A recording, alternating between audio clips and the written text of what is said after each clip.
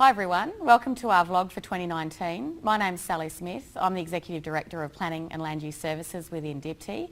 I wanted to say wow, it's already 2 months into 2019. Who can believe it?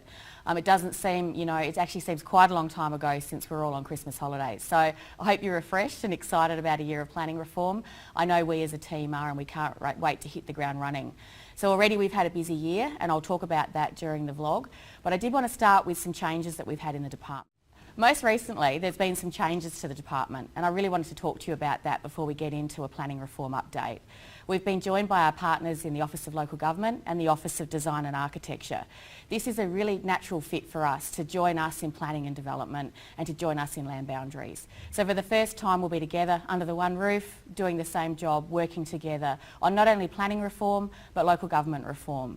So we share the same customers, we share the same stakeholders.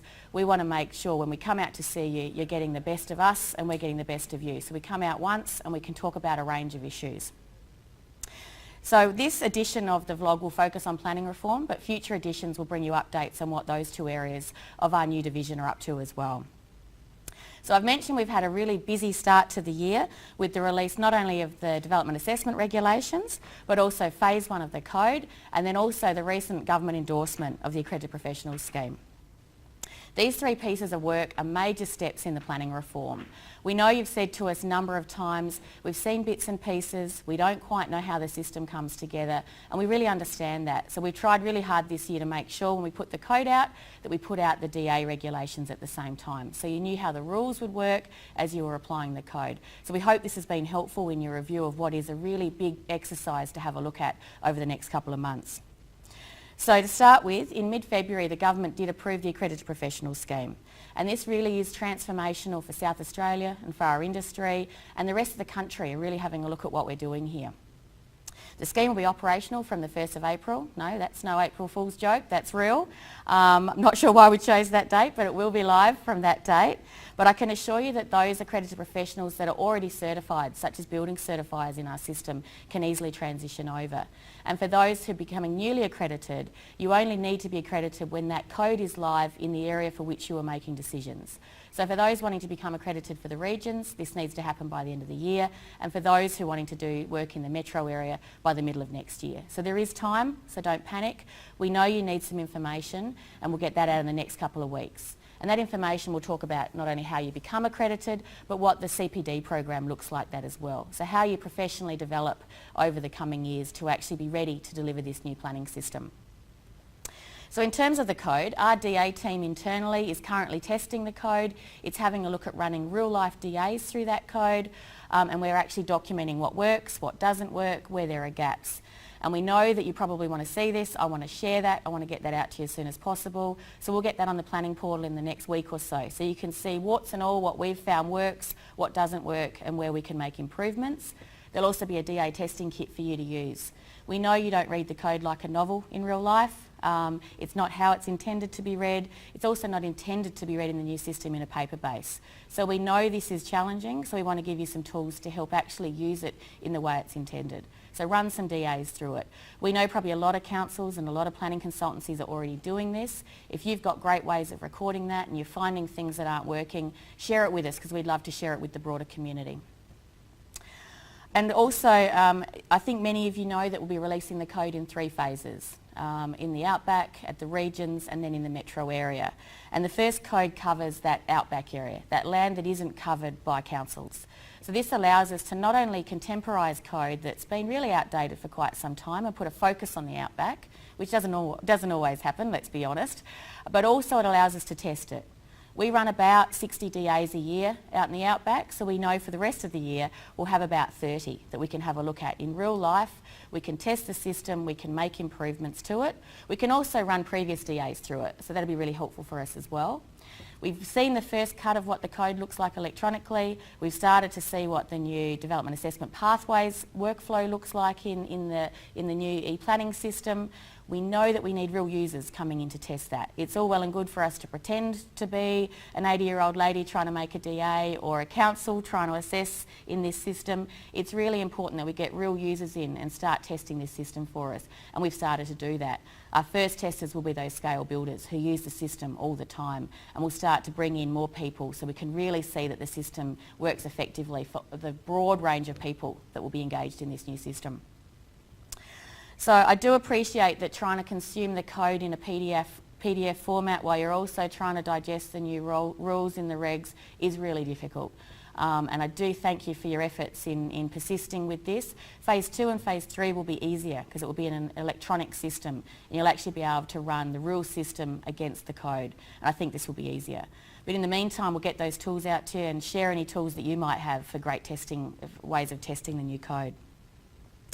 So as probably many of you know, our team is currently drafting the regional code, it's drafting the metro code. We hope to have the first cut of those by April. We will be out sharing those with our council colleagues, with our planning consultants, so that we can refine them collaboratively. We can work through your transition plans with your transition leads and you can start to see, oh okay, that makes sense, that'll transition over okay. And you'll start to also find areas where your development plans might have policies you haven't refined for a while and you'll start to think, well, how am I going to do that work? How am I going to transition over that code? And we're there to help you do that. And there'll be a number of tools that can help your communities work through what that transition looks like for them and for those elected members that you work closely with every day.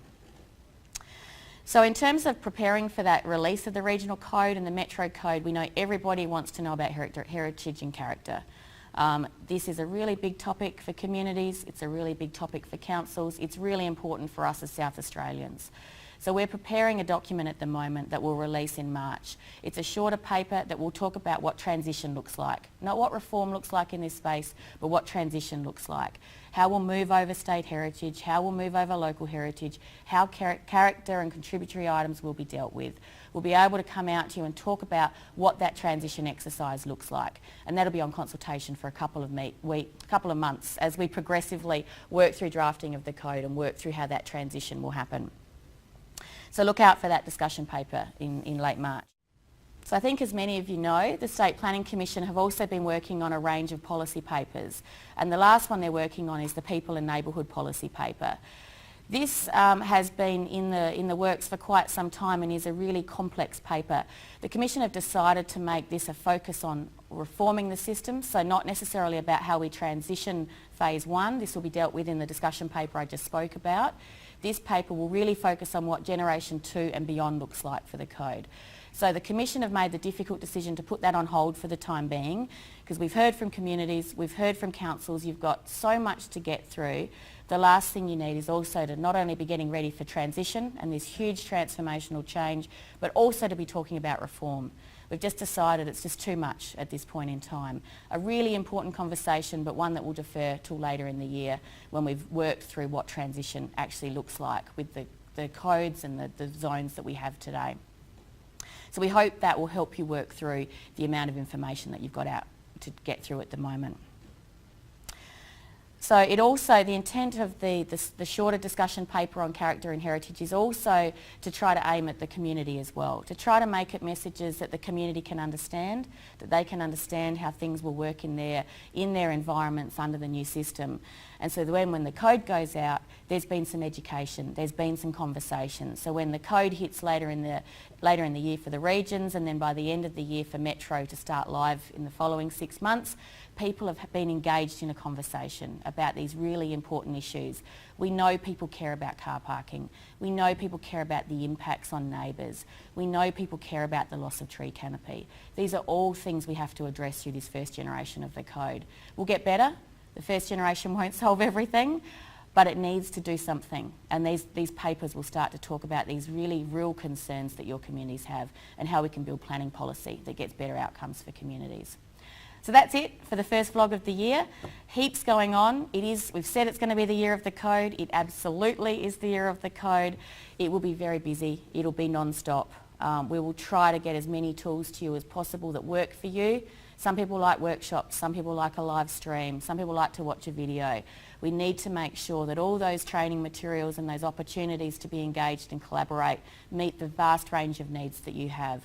So we'll get more information out over the year, I should say. We've only got 17 months left and we look forward to working with you over those next 17 months. So thanks for the support, thanks for continuing to be engaged and we look forward to doing this thing together throughout 2019. Thanks, bye.